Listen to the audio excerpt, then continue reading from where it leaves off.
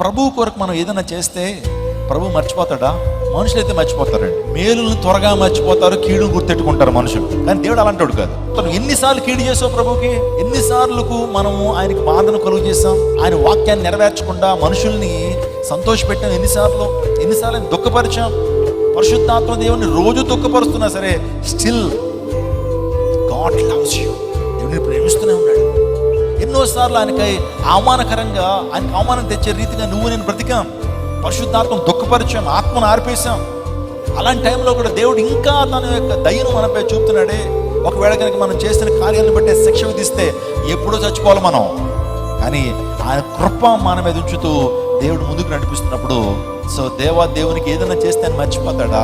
నువ్వు దేవుని కొరకు దేవుని నామంలో ఏదైతే చేసావో దేవుడు దాన్ని జ్ఞాపకం ఉంచుకుంటాడు. లెక్కలు కట్టి తిరిగి ఏమిస్తాడు? ప్రతిఫలం ఇస్తాడు.